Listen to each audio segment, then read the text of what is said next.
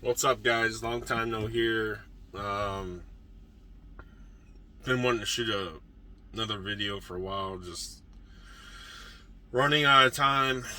When you run all day and you shut down, you just want to take a shower, eat, talk to your family, and go to bed. So, you guys have been on my mind. I keep receiving comments, new subscribers, people saying they're using referral codes. Really appreciate that. If you haven't had a chance yet, get on the Apple Store, Spotify. Um, Look up Keeping It Rail, um, Keeping It Rail, and look for my podcast. That's been out for about a couple weeks now. It's good insight on how I got started. I did just shoot a 15-minute video. I paused the video to check on a question that somebody just asked me when I came back. The video was gone. I could have did like part one, part two, but I was like, son of a bitch. And my throat's been bothering me, so I had to pause twice and get a water. And I shut down. I didn't even start today. This morning I woke up with huge sinus pressure in my nose, so I ended up just taking the day off.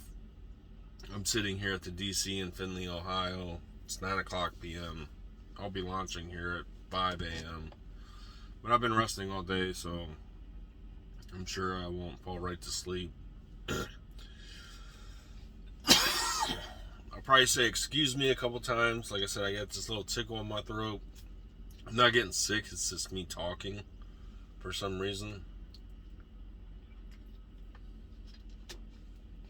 But how's everyone been? Good? Still haven't changed the name. Still Hall of Fame Reefer. Just been busy, hustling. So like I was saying in the video I made that will never get published. I just want to be honest with everybody out here. I am struggling a little bit out here. Struggling with how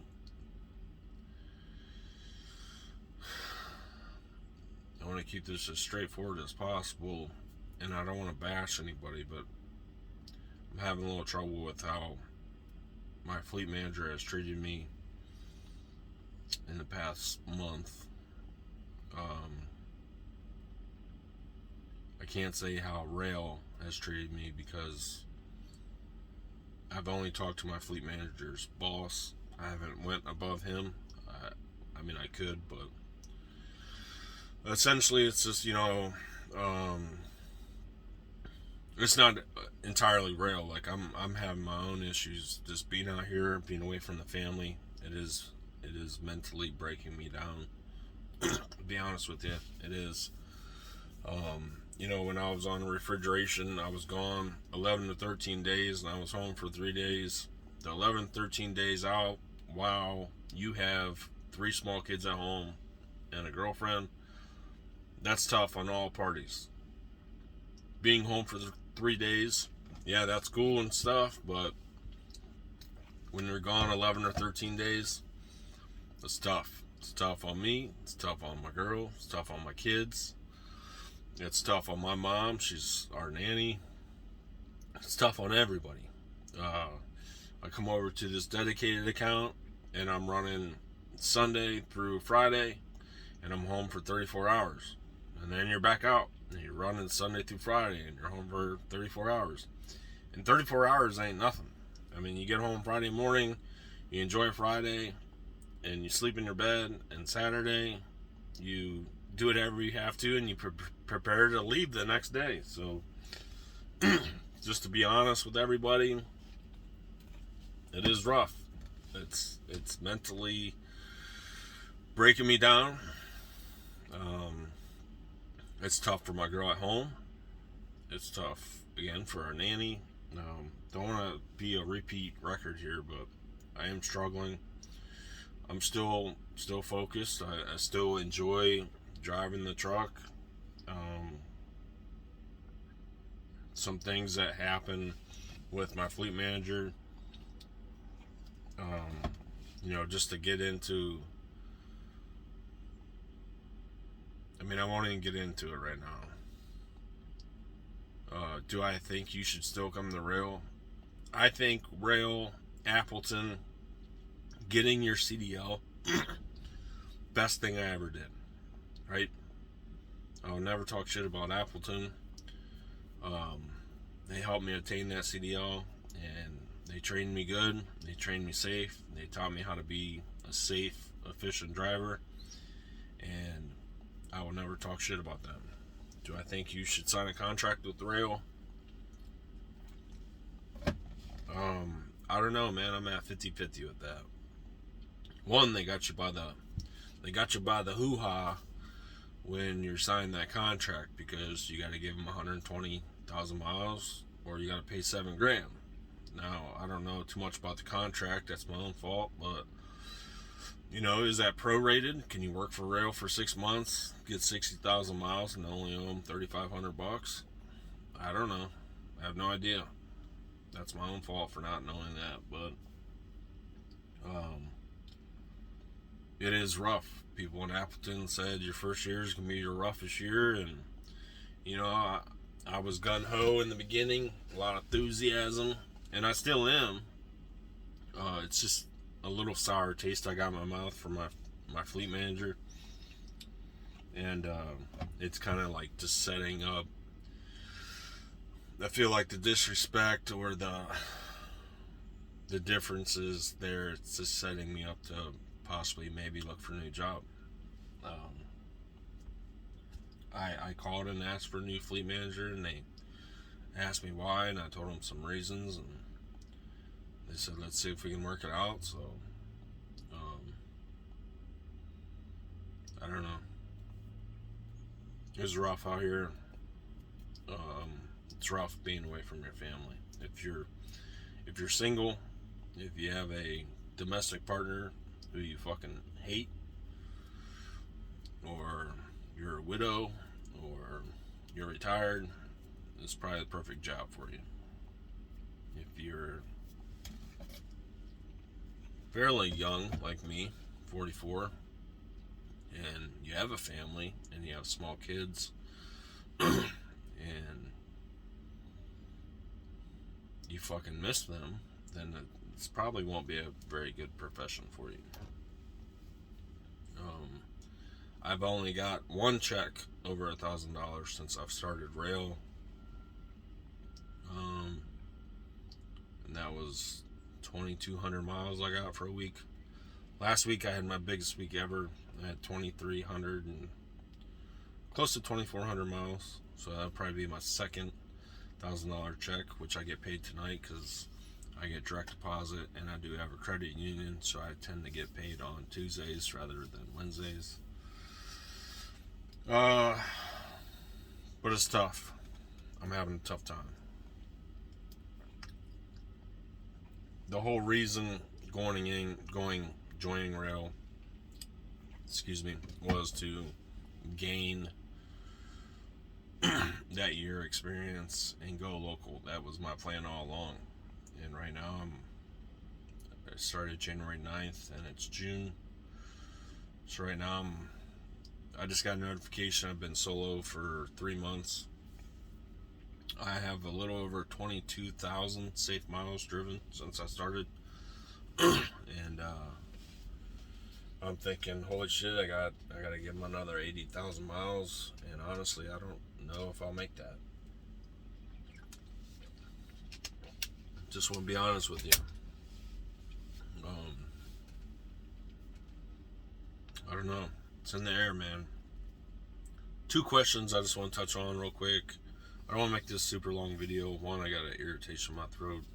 I feel like that chew didn't have that irritation, so I'm going to put another chew in because I can feel it tickling right now.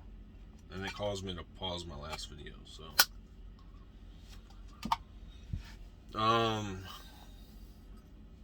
2 questions. One, I just got the question, and then I'll touch base on this other question that I take some serious time to think about how I was going to answer it.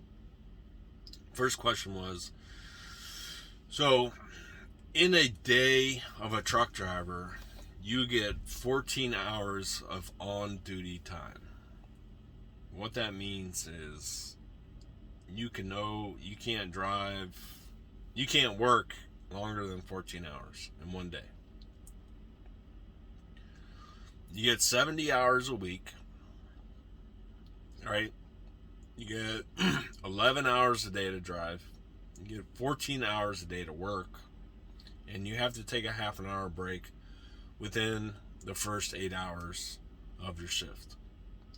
So if we break that down, 70 hours a week, that's it. You got to do 70 hours or less. You have to work.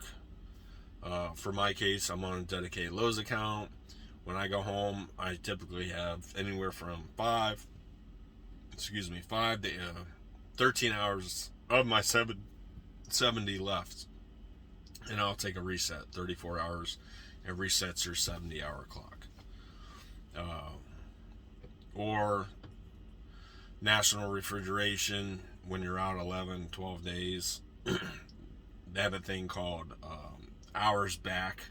So truck drivers run on essentially a 8-day work week, right? Normal America is Sunday through Saturday, 7 days, and then the new week starts. Well, truck driving, it's 8 days. And what that means is, so if you started on a Monday and you drove 8 hours, that following Monday, which would be the 8th day, you would get that 8 hours back. That's what allows truck drivers to keep driving. They call it hours back.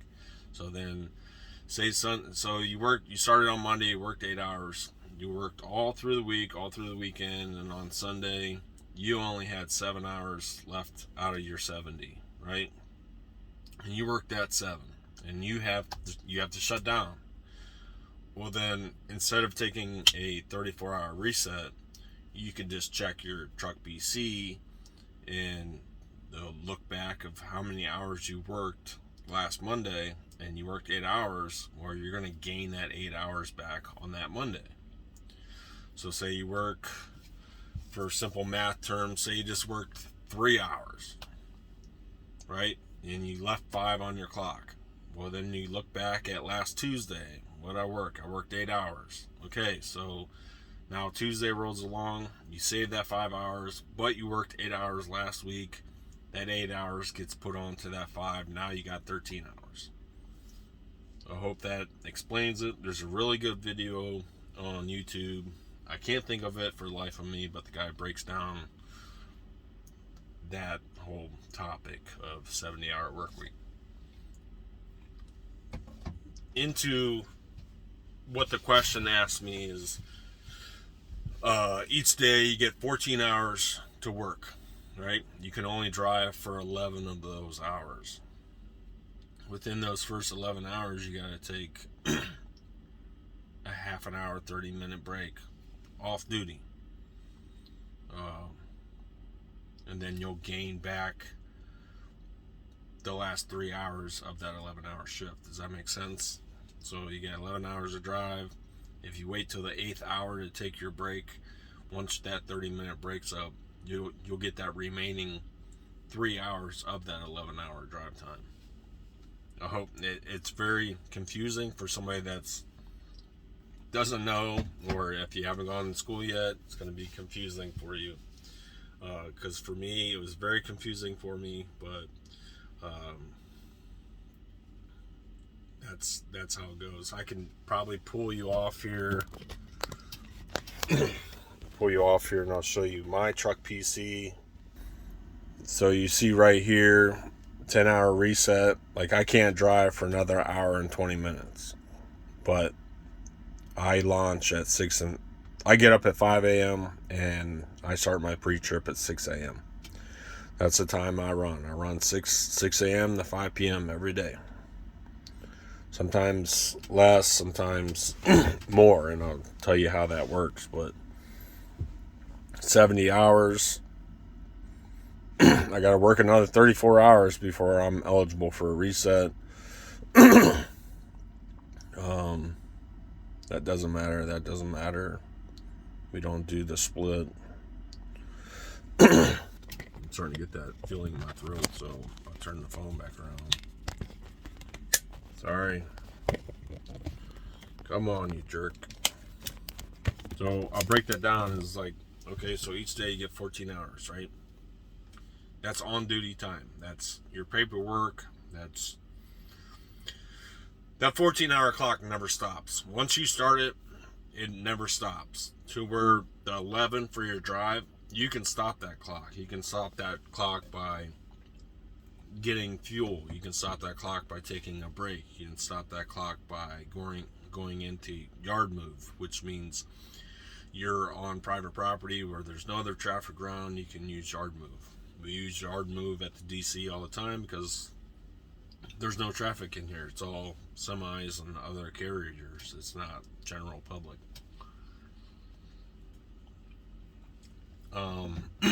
So the 14-hour clock never stops, ever. Once you start it, it drains until it hits 0. 11 hours, like I said, you can stop that clock. So I'll just do a little role play here. I get up in the morning, my 14-hour clock is ready to go, my 11-hour clock's ready to go, and that 70-hour clock never stops. I'll get on, I log on, I'll do my pre-trip. 15-20 minutes, that 14-hour clock rolls. That 11 o'clock drive time, it never starts because you haven't moved your truck yet. I'll go out, I'll do my pre-trip, I'll come in, get everything situated, get my waters, get it all ready to go. If I'm at the DC like I am now, before I ever move this truck, I'll put myself in yard move, right? It never stops at 11-hour clock. Meanwhile, that 14-hour clock's still rolling. Remember, it never stops. I'll go up to the gate, get my paperwork, go hook up to a trailer, get on the scale, leave, and before I get out onto a city street, I hit my drive mode, I put myself in normal mode, and that starts my 11 o'clock.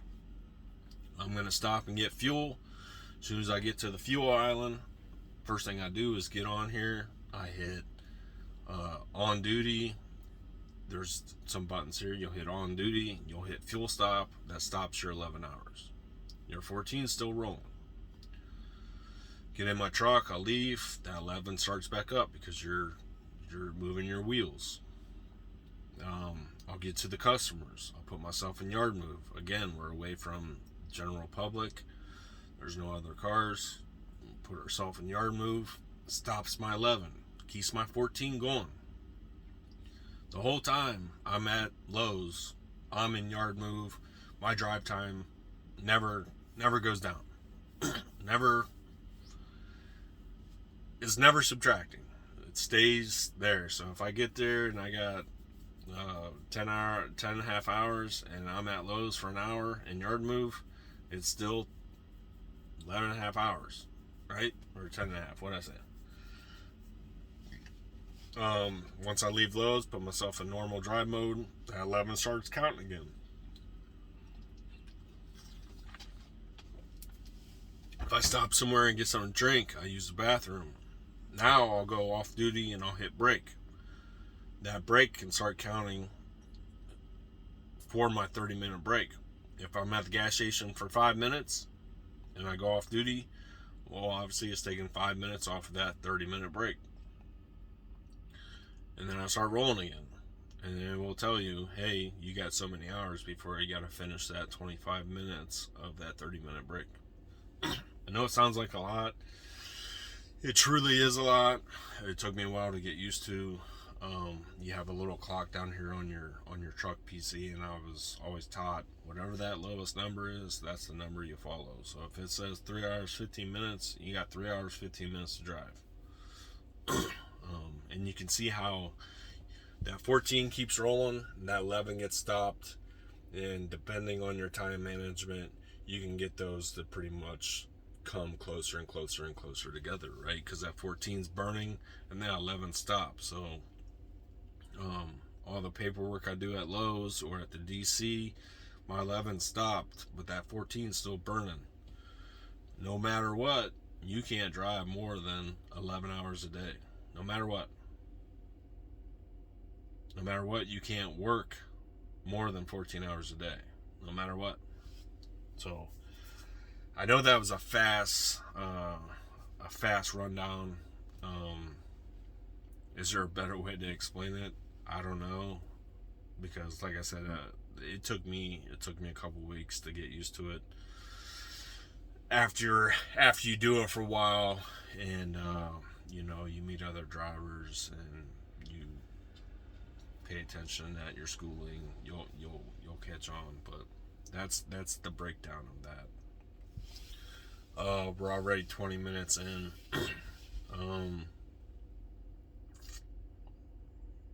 Yeah, I think that pretty much. I hope that answered your question. Just know that you can't drive longer than 11 hours, and you can't work longer than 14 hours in one day. 14-hour clock never stops. The 11-hour stops if you make it stop. And then the 10-hour reset after you worked your 14-hour day, or you drove your 11-hour day, you go on duty, you hit your post trip, you do your post trip, and then you hit off duty, end of shift. It asks you if you're taking 30 or 4-hour reset. No, I'm not. Okay, verify your logs. Okay, verify my log. Now it puts you in off duty, and your 10-hour reset clock starts.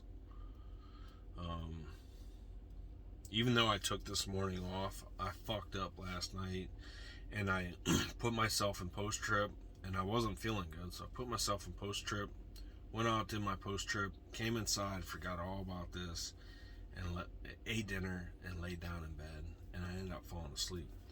Well, what happened is I never put myself in off duty. I was still on duty doing a post trip all through the night. So when I woke up this morning, I was like, you know what, I'm gonna drive over to Love's, take a shower, I'll probably feel better. I never put myself in off duty, so my 10-hour reset clock never reset. So I had to go off duty, and it started at whatever time. I got an hour left. It's 9 o'clock, so was that noon? 11? Noon? Yeah, so I don't know, man. I can't think right now. Anyways, I forgot all about it. So if you don't put yourself in off duty, that 10-hour reset clock will never start. So unfortunately, yeah, I've been sitting here since yesterday at 4 p.m. I haven't moved. I went up to the guard shack to use the restroom and wash my hands and wash out my coffee cup, but that was it. That was my mistake. That's the first mistake that I made on the truck PC since I started. So, lesson learned. Make sure you reset your 10-hour clock so you can drive the next day. Another question we'll end the video is somebody asked, what's something that irritates you about rail? And for the longest, I just thought, you know what, my mouth always gets me in trouble. Maybe I need to think about how I want to answer this. And to come to the most simplest terms, no job is perfect. No matter where you go, I mean, when I was 21, I worked at the Marriott, and I was concierge host. I met a lot of famous people, and it was one of the coolest fucking jobs I ever had. And I made a lot of money for being in my 20s, being a concierge host. I made great tips, and the job was totally awesome. But it still had its flaws. And I feel like even if a job seems perfect or is totally awesome, there's still some flaws there. So something that irritates me about rail, a little bit of micromanagement. My FM, my fleet manager, I don't think we get along very good. Like, I live my life by respect, and when you cross that line with me, I see you differently. No matter if you tell me you're sorry or not, I see you differently. I've always been like that. I try to respect everybody I come in contact with. And if you play me in any way, or you try to make me look stupid, or you degrade me or disrespect me, I'll never forget. I mean, it's just how it is. So, I feel like his little micromanaging comments, or some of just his comments, are to try to get a rise out of me, and it does get a rise out of me because I don't play that shit. And so, Rails running on 2-year-old software as far as their routing goes. Some of their routing, I feel, puts drivers at risk, and what I mean by that is, their routing will have you take a major interstate, which is great, to a customer, but they'll have you get off 30 miles early and take these back roads, all to save 2 miles or 5 miles, and it's risky. You're 76,000 pounds, and you're going through this small town, making these tight right turns, tight left turns. And they try to base it off of fuel mileage, and gas is one of our biggest issues here. We gotta save on fuel, and you gotta maintain this mile per gallon. And how do you do that when you're 77,000 pounds and you're constantly stopping at stop signs and red lights and taking right turns and left turns, going up hills and going down? How's that saving on gas? It's not. So they're routing right now. I talked to a woman from Fuel Routing, and she said they plan on updating their systems this month, but they have been running on 2-year-old software.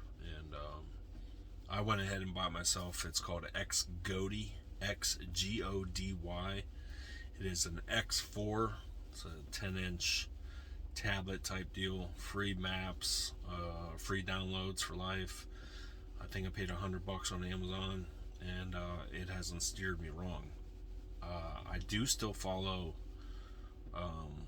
the Truck PC, which each destination you go to, they have routing instructions, and you can click on that and you can see the route that rail wants you to take. And you pull out your old trusty atlas here, and you get on there, and you see, and it's like, okay, well, where I'm going is off of this major interstate, and what I'm reading here is they want me to get off and take this state route that goes through 5 towns. Why would I do that?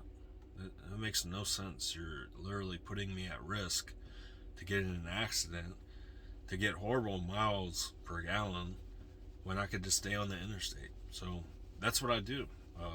Nobody talks to me about it. No one calls me and tells me, hey, follow that route. Which, that's great, right? I have heard if you go off route and you get in an accident, then you're fully reliable. I don't know if that's true or not, but I don't know. There's a couple fuel stops that I've skipped before, and they'll send me a message and say, hey, you're supposed to get fuel here. And normally if I'm skipping fuel, it's because I don't need it and I'm on a crunch time, right? You'll learn when you come out here that your time is valuable. You're not getting paid per hour, you're getting paid per mile. And come 3 o'clock, 3:30, you better have a destination of where you want to go to sleep, because if you don't, come 5, 6 o'clock, you're going to be up Schitt's Creek trying to find a spot to park this truck. And that's something I take very serious.